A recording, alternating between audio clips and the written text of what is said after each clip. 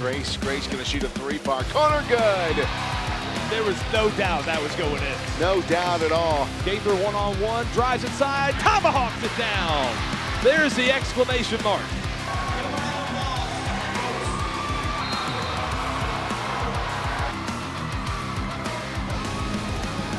The North Hall Lady Trojans are your 2019 Lanierland champions. Gainesville, Lanierland champions again.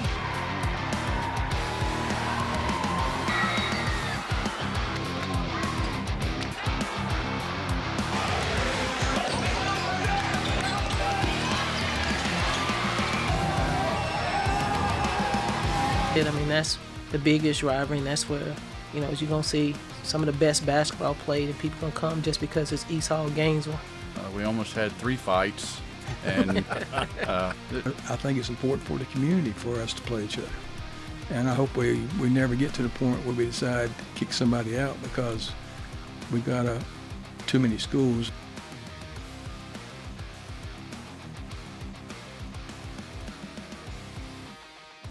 And welcome into the Lanierland Roundtable Young at Heart edition, as we've already done one of these, Coach, with some fantastic people. We've got another round of fantastic folks that have been involved with Lanierland over the years. And this has been fun to listen to. That first group was very fun. They got into it. Well, anytime you put Steve Sweat and Jeff Steele together, Christie was kind of outnumbered. But as I said for that group, this group is going to be just as fun, I have no doubt, because, as I said, coach and deity, but really here we have coach and deity and player deity. I mean, with Chris and Sylvia both playing at such a high level when they competed here in Hall County and Gainesville, and then Coach Vining. I mean, do I need to say a whole lot more? I mean, he's got over 700 career wins, so I'm looking really forward to what these guys have to say. So you set these interviews up, so we let you, you took kind of lead on the interviews, and for some reason you have East Hall versus Gainesville in here now. I think that was coincidence, and that's my story, and I'm sticking with it. But, as I told them when they came in, Coach Vining's got a little bit to represent the old baby blues. No blue crew here, but no, it'll be a fun time. I know that was a huge rival and really still is. So I'm curious to see if as long as Chris and Sylvia don't start throwing things at each other, we're all right. Well, let's welcome them into the show. Welcome to all of you, and Coach and Sylvia and Chris, thanks for coming in with us and taking a part of our Lanierland special today. Thank you. Thank you. Well, coaches are. I'm just going to throw a question out to you, and whoever wants to answer in what order is fine. But I think it's good to start out with maybe some of the big game memories or moments of Lanierland, and I know you guys have a bunch of them. And from our last group, a lot of those were kind of running together for them, or they couldn't remember certain points of those. But maybe you guys can just toss out some of your favorite memories and biggest games that you played or coached in. Well, for me, they all kind of run together, I guess, like the last group did. I can remember the first one I ever saw probably better than some of the games I coached, and that was my first year here in Gainesville. I was in North Carolina. I went to the game, and it was Johnson girls playing East Hall girls and North Hall boys playing East Hall boys. Jerry Davis was coaching at North Hall then. Tammy Green, who I coached with and taught with, she was playing for South Hall then. I remember that game probably better than I do a lot of the ones that I coached, but that was back in 1976, I guess. So that was a long time ago. But I'd been to every tournament up to the year before, I guess it was last year. Last year they wouldn't let us in, and that's the first tournament I'd missed in all those years. So it's been a great tournament, and I've enjoyed being a part of it. Well, I guess I could say one of the things that's very memorable to me is my senior year. We had to play Gainesville, and Kitty Rucker is a really good friend of mine now and then, and we had to play them. I remember my grandmother didn't get to come to the game, but I scored the first 10 points of the game, and when I got home, she was like, they said Sylvia Akers 10, Gainesville 0, and we ended up winning that game. But just kind of like what Coach said, having an opportunity to play at the Gainesville Junior College, and it was only 4 teams when we played. and it was a whole community thing. I mean, it was a huge rivalry between the schools, and you didn't like the people just because they went to Johnson and just because they went to East Hall. And then after playing and stuff, I mean, Sue Poole and Lisa Gore, some of those guys that played at Johnson became our friends, you know. But like I said, playing against Gainesville and growing up with a lot of those people, it was just a really intense game, and we eventually won the game, and obviously I was happy about that. Well, I grew up in the boys' club, so I played against the Blackwell boys and the Welchel boys, and growing up, and my memories of Lanierland was, since I was a quarterback on the football team and we were in the Final Four 3 years in a row, my first basketball game of the season was Lanierland. And they had already played 4 or 5 games before that. Of course, I couldn't shoot basketball during football season, because if Coach Gruen ever saw you shooting basketball during football season, you were a dead man. So I literally, when basketball started and we were still playing football, I would get in my car at about 3 nights a week at 10 o'clock at night and go and shoot basketball behind Enoda Elementary School, just by myself, so nobody would see me. And about twice a week, a police officer would drive through the parking lot of Enoda because he saw me shooting, and he'd go, Chris, it's almost 11 o'clock. You need to go home.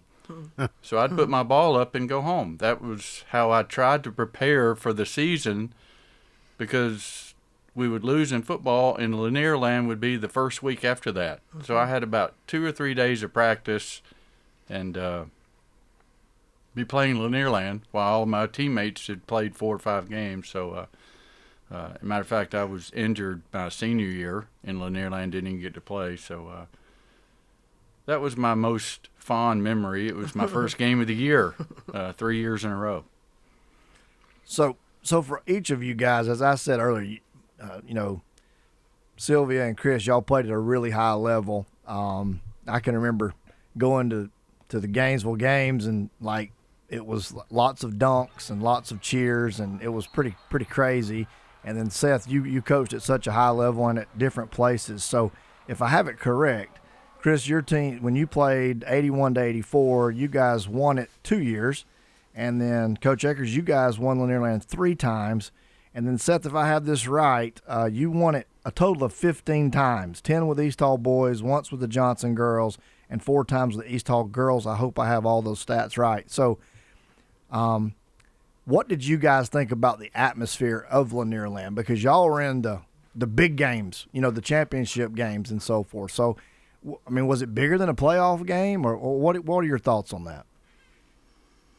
I think it was about as close to a state tournament atmosphere as you can get. Though we were very fortunate, the East Hall Gainesville games, no matter when they were played, created that kind of atmosphere. But having the whole county together, all focused on what was happening in the tournament, just kind of multiplied it, because everybody was watching the game, where in a regular season, everybody's playing somewhere else. So it really created a great atmosphere. And, you know, I always used to tell our guys that they don't know how fortunate they are to play in this kind of environment, because not everybody gets that opportunity. I mean, I agree with Coach. I just remember my first year playing varsity. I was a 10th grade. I never played basketball, and we ended up playing at Gainesville College, and we won it my sophomore, junior, and senior year. And it kind of reminds me of when we the East Hall girls teams, when we won it in 07, in the atmosphere with Tierra Benton's dad starting to chant East Hall, East Hall.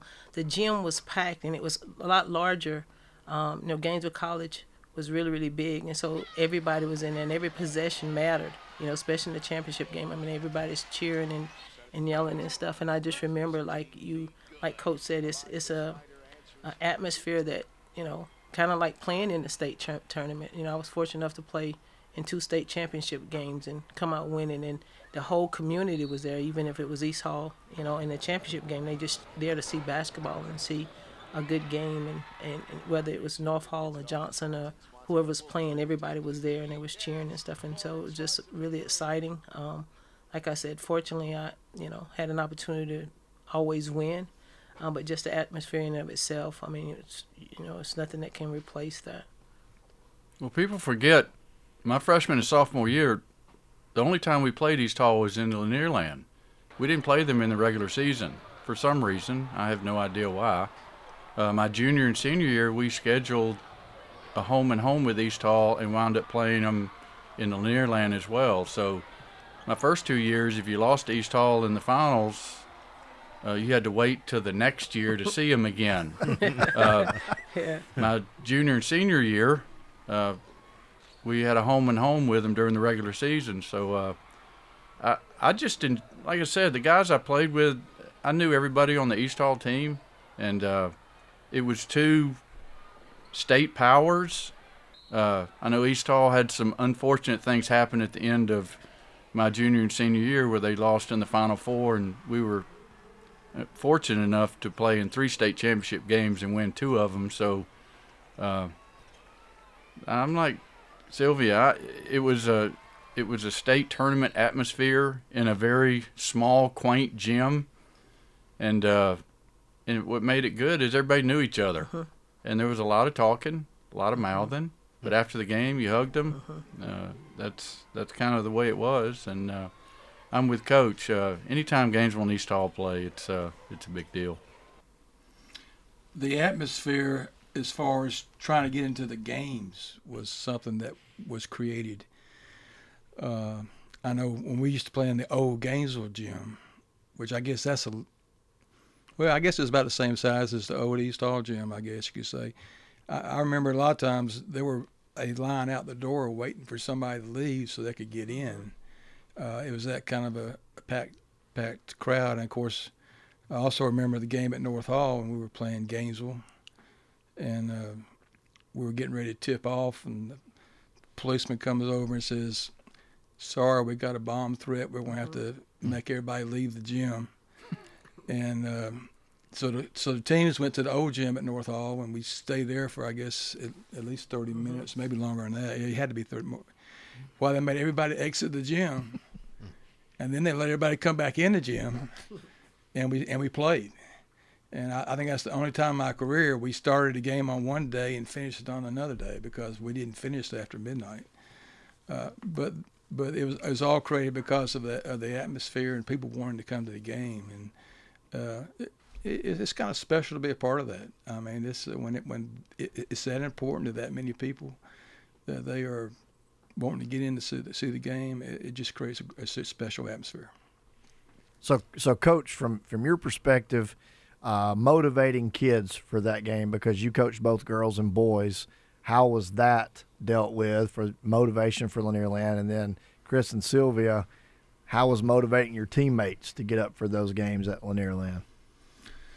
Well, for one thing, you get a chance to take a trophy home, and I think when I was coaching teams, and when you have a chance to win a trophy and take it home for your school, that makes that game a little special. And of course, outside of Lanierland, the state tournament or the region tournaments, the only places where you have that opportunity. Of course, now there's a lot of invitational tournaments, so we would always try to, and of course, the opportunity to win to retire the basketball, because if you win it 3 times, you get to retire the basketball and bring it home, and it gets to stay in your trophy case.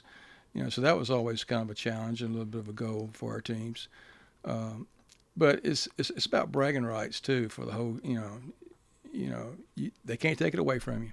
I mean, in a regular season game, sometimes you lose those and people forget about them. But when you win a championship, it's something that you've earned and you've got it, and they can't take it away. I just think from a player's perspective, like I said, I didn't even start playing ball to 9th grade, and so my 10th grade year was the first year that I played varsity. So just in terms of understanding the magnitude of the tournament and what it stood for, I didn't know that, and we really didn't know that, so we just played. But The other thing is too, like Chris said, he knew a lot of the kids that played at the Boys and Girls Club, and they were his friends outside of school. Well, for us, there wasn't no AAU. You know, I played at the Girls Club, but we didn't have any teams. We just shot. They didn't have anything organized, so I didn't know Jan Ray Van. You know what I'm saying? I didn't know Lisa Gore. I didn't know Sue Poole.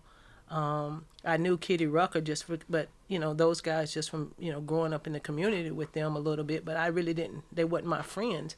And so it wasn't a connection. It wasn't anything about, we just had a game. And then when you go and you see all these people, you know, and I, like Coach have heard us say before, like at the time we didn't realize that we were good. You know what I'm saying? I mean, he'd worked with us and we played and we had an opportunity to win a Lanierland, and then understanding what we had accomplished was like, oh, wow, you know, this is pretty cool. And then as we continue to play, like you spoke earlier, like we wanted, you know, 3 years in a row, and we got to retain the ball, and it became something because it was bragging rights. Well, we beat y'all in Lanierland, you know what I'm saying, and being able to say those things. But looking back and thinking about, you know, the games now that, you know, I was asked to be a part of this, it brings back a lot of good memories. You know what I'm saying? I read the articles today about when we won and who we played and, you know, all those kind of things. And so, you know, if this year 62 or 63 year, this is 62nd year, whatever, it's withstood all that, and it still means the same. I mean, when these kids get to play in a couple of weeks, you know, it's still going to be East Hall and Gainesville. Obviously, they added some other schools, you know, with Chestatee and Cherokee Bluff. But back then with the 4, you know, schools that was involved in it was a big deal to say that you won the Lanierland, and like Coach said, you had that bragging right to the next year. Yeah, Johnson was a 4A school when I was playing. Gainesville and North Hall were 3A, and East Hall was AA. Mm-hmm. And since we knew everybody, and you never wanted to lose to East Hall, much less a AA team, but because it was county rivalry, you'd seen East Hall play, and you realized they were just as good as you were with their starting 5. And, of course, Glenn Cassell was the boys' coach at East Hall then, and I can remember playing East Hall at the Gainesville gym my senior year, and we almost had 3 fights. And yeah, I didn't do a lot of talking when I played. I tried not to in that game because I liked all the East Hall guys, or most of them, and but I tried to score as many points as I could, so you would shut up. I just remember the intensity. And like I said, I played in 3 state finals. This may have been a step down from a state final, just because of the crowds and the small gym. And but you also knew every time you played East Hall, they could beat you. Their starting 5 was almost or just as good as our starting 5. And but you didn't want to lose to East Hall, and you didn't want to lose to a AA team. So there wasn't any problem motivating the team. There wasn't a problem at all. Well, I guess over the years, since we're kind of East Hall, Gainesville here, over the years, I mean, Coach Vining, you guys had several battles with each other. What is it about the East Hall, Gainesville rival? Is it just because you guys have played each other so much for, you know, a region championship or Lanierland championship? Well, I think you have to go back and look at the quality of the 2 programs. I mean, whenever you have 2 programs that are successful and they play at the level that both our programs played at, starting back with even before Chris played, and it just kind of continued, you know. And for a long time, I think Gainesville kind of had the upper hand on us for a while, and then I think we had a streak where we kind of took charge, I guess. And that streak where we won 7 in a row was pretty amazing. I think we lost a year, and then we won about 4 or 5 more in a row. So we had a pretty unbelievable streak there, and it kind of evened things up. But then also we were in the same region there for a long time too. Right. And there was a time when I was coaching that actually Gainesville was in the northern part of the region, and we were in the southern part of the region. And we wouldn't even most years we played in the regular season, but some years we didn't. And we'd meet each other in the region tournament for the right to go to the state tournament. You know, the fact that we had those kind of games and our teams were both really, really good, it just created an atmosphere that was, you know, very competitive, and both programs won their share of games. And I think that's the key. I think it's hard to have a rivalry when one team is dominating. The fact that we had teams that were good enough to beat each other on a given night, and everybody knew that, it just created that kind of feeling that this is going to be a great game. Well, you know, to speak to that, the quality or the high level of play. So statistically here, if I counted right, if you go back and look at the books, on the boys' side, Gainesville has 23 championships and East Hall has 24. Don't mean to bring up any good or bad there, but 23 and 24. And on the girls' side, Gainesville's won it 12 times and East Hall's won it 17.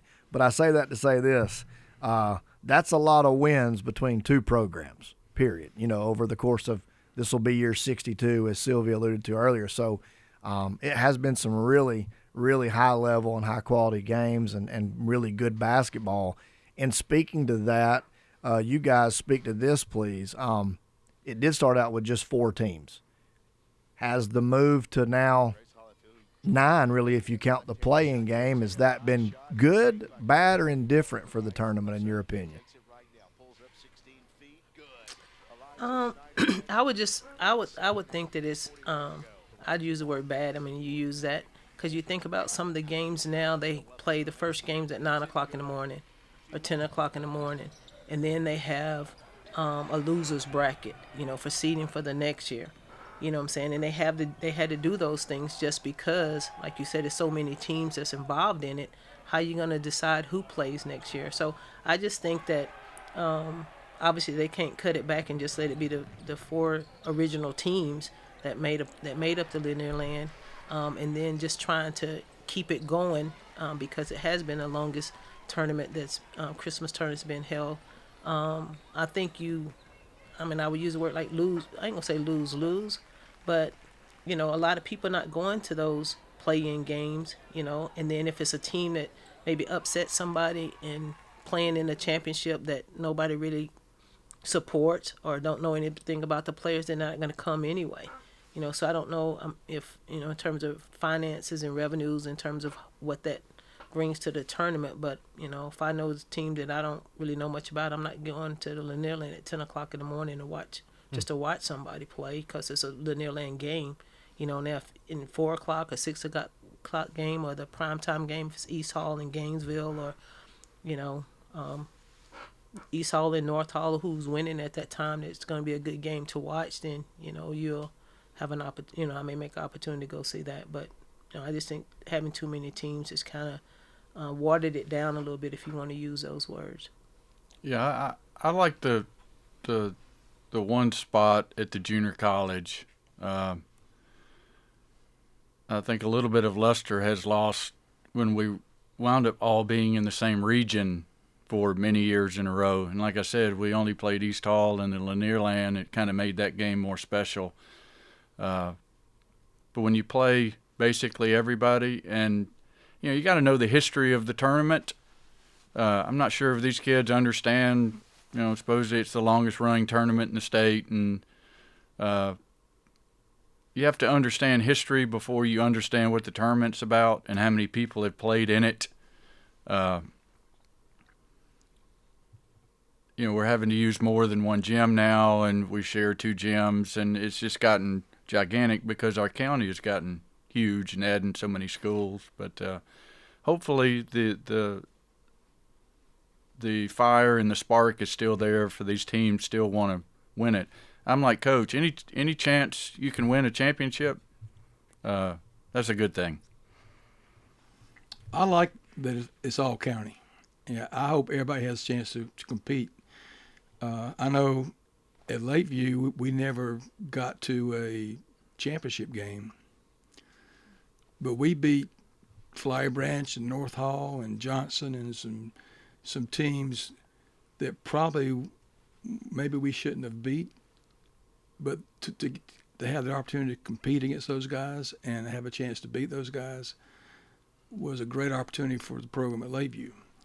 I know now, well, next year, I guess, with the region being like it is, everybody will play everybody. But for the last 4 or 5 years, not many Hall County teams played each other because we were all in different regions. And a lot of times schools chose not to play each other when they could have played each other, which I don't think is healthy. I mean, I know, like right now, I don't think Gainesville High has a Hall County opponent on their schedule. I mean, I may be wrong, but I don't think that they do, you know. And that was one thing that I wanted to try to get going again when I went back to East Hall, was to get the East Hall Gainesville game going again, because it was that important. I know this. To be the best team in the state, you got to be able to compete against the best teams in the state. And I think sometimes programs dodge other programs because they just don't want to have to play that kind of a program. Like right now, Gainesville's the biggest school in the county, and they've won, what, 3 in a row now, or 4 in a row, 5 in a row? And a couple of years ago, they were, 0-10, and they won it. You know, so that's not speaking very, very well of our county's basketball programs, you know, but I think it's important for us to play each other. I think it's important for the community for us to play each other. And I hope we never get to the point where we decide to kick somebody out because we got too many schools, and thank goodness they found a way to work it out. So that's how I kind of feel about it. Well, everybody talks about making money. Mm-hmm. You have to play, Gainesville and East Hall have to play basketball. I mean, you're talking about getting people in the gym and filling it and stuff like that. There's your answer right there, that those rivalries need to come back. No question about that, Coach. Well, even with you saying that, I remember when I was at East Hall and Gainesville was coming to East Hall to play, and I think Chesterton was playing, but, you know, that was the first time that they pre-sold tickets, you know, and then we set up a camera in the lunchroom that people could buy tickets to come and watch the game because all the tickets were sold. Mm-hmm. So, I mean, like you guys said, I mean, that's the biggest rivalry, and that's where, you know, you're going to see some of the best basketball played, and people going to come just because it's East Hall, Gainesville. Even a lot of the old head guys, they still come, you know what I'm saying, to just see basketball. But everybody, you say, excuse me, East Hall and Gainesville's playing, I mean, just you're going to anticipate a full gym regardless of what their records are. The rivalries between the schools is really important. And I know gym size is an issue. But I'll be surprised if they ever decide to put the whole tournament at Gainesville High School, because the rivalry is so strong between the county and Gainesville. And Gainesville's really the only gym right now that's probably big enough to hold the crowds. I know, like this year, I think the finals are at North Hall, I think, if I understand it right. You know, that just bring back memories of the bomb threat. You know, we had to leave. You know, I wish we had a arena like Buford, or like Jefferson, or some that was a city-owned or county-owned facility where we could all come together and compete. But we don't. But I also think it's important for each school or each community to have a part of hosting the tournament.